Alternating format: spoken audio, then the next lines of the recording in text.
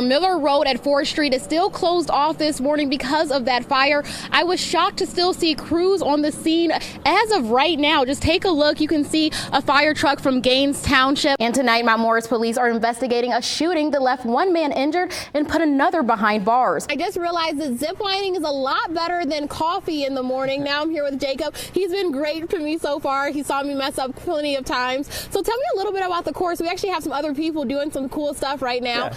Madison, hit it. So our course. Let's look right here. Look at this piece of metal. Now, I'm not even sure what this is, maybe a vent.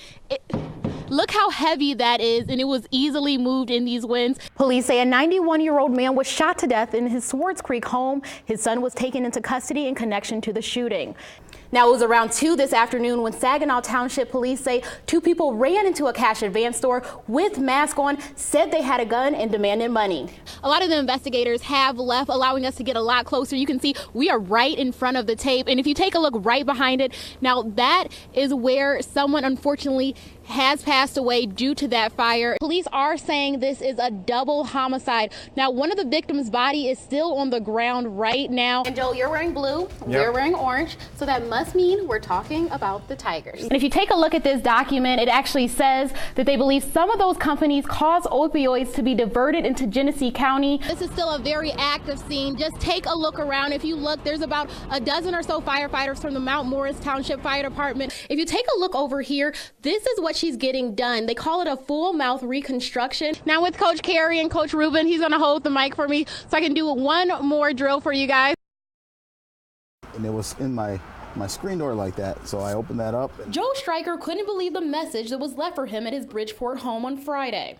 Again, the first thing I seen was this: you are in a white nationalist zone. Inside, a recruitment letter claiming to be from the Michigan Street Saints fascist group for right rights. In reading this, it's sounding like they say they've declared a war on drugs, but in this writing, it also feels like they're pointing out that the minorities are the reason that the drugs are here. As a business owner, a former Marine, and a person of mixed heritage, he says the more he reads, the sicker he gets. It says all men are created equal. He was only referring to whites. Still visibly upset, he took to social media. We had over 51 share it, over 370 people. Most of them all put the angry. So concerned about this racist message he received, he brought it to the attention of the Saginaw County Sheriff's Department. Lieutenant Miguel Gomez investigated. I don't know which is more scary, the fact that there's a recruitment going on or the fact that somebody's trying to intimidate somebody else. Although Gomez doesn't agree with the tone of the letter, he says no crime was committed. But he does say come forward if you receive one of these. We tried calling the organization to learn more. Press 1 for more options. Stryker says as a martial arts instructor, teaching comes naturally, and he's hoping he can use this as a teaching moment. My students that, you know, if something's bothering you, if there's something negative or somebody's threatening you in any way, or you think that there's things that you don't agree with, that you should speak up. In Saginaw Township, Courtney reporting. They've already adopted 20 families in the area, and with the help of the community, they hope to deliver water to thousands more. I sat down with 2 people they've taken under their wing. Here's their story. Scenes like this are common in Flint, but this isn't a typical water delivery. This wall here? I'm gonna call it as an angel that was watching over me. 86-year-old Dorothy Jones lives alone, and she wants you to know she's strong and independent, but age has taken its toll. I'm not disabled, I move around, but it's just some certain things that I can't do. One of them is leave her house to pick up water, prompting Prince of Peace Church to put her on its Flint 4,000 adoption list.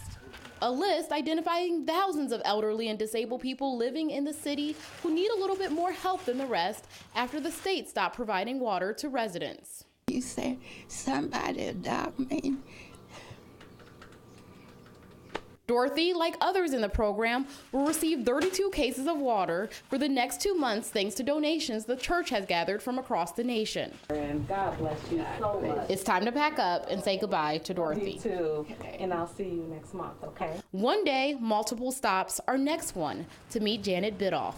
Like Dorothy, she lives alone, but Janet is disabled. Now I've been blind for 13 years. Disabled, diabetic, and on a fixed income, clean water is sometimes hard to come by. I've been overwhelmed because people just never did for me that, you know. No words to express what those volunteers in these cases mean. Thank you. Sometimes all you can do is give thanks. Thank you. So emotional, and people have been asking me, how in the heck do you find 4,000 people? Well, they had a list that was already made from the city and state when the water pods were still open, and they used that list to deliver the water. Residents I spoke to this morning say they will never trust the water, and now that those pods are closing by this Friday, they have to look for another source to find their water. Check out this U-Haul right here. First Trinity Baptist is donating this to people, but it'll probably be gone by the end of today. How are you? Lines wrapped around Beach Street in downtown Flint to pick up water, thanks to hundreds of cases donated to First Trinity Baptist Church. We've been passing out water every week since then, since 2016.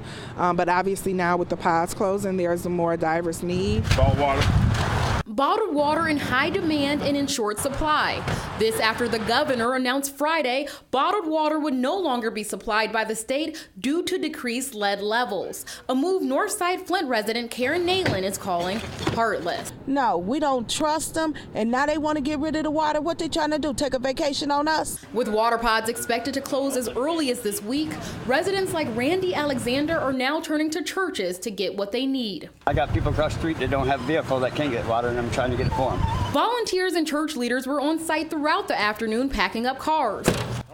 Something longtime Flint resident Marcus Lewis appreciates. And the church has been bagging us ever since it happened. Church leaders say they will provide water to residents even after the pods close. They were there in the beginning, and they'll be there at the end. What we're doing is doing what we've been doing, providing a service to the community at large. Now again, many of the residents I spoke to said they're still using this water to cook, clean, and even bathe. So if you need more water, I'll have a list compiled on our website of where you can go once those pods close. For now, in Flint, Courtney Wheaton reporting. Where's he at? What's he wearing? Can you move? Training that puts you right in the middle of life or death situations. John, you take point, you got the long one. Teaches you how to make a split-second decision. It's a new simulator blurring the lines between what's real and what's fake, helping police be the best at preparing for the worst. Stress of the real world where you've got innocent people walking around and it's not just standing in front of a paper target. Davidson Township Police Officer Mike Bice is using a system called Milo. The technology features 5 panels, gives users a nearly 360-degree view, and is loaded with different scenarios from traffic stops to active shooter situations. Some scenarios you have to look behind you to both sides. It's not just looking at a computer screen right in front of you.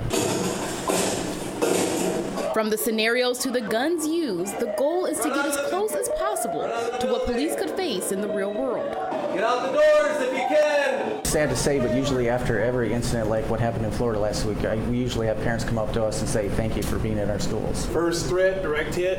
After completing a session, officers can go over what they did right and what went wrong. Kind of gives you a mindset for if the worst was to happen, that you're prepared. Shots fired. We always want to stay sharp in your response, and this is one way to do that. It's as realistic as it gets. In Fenton, Courtney Wheaton reporting.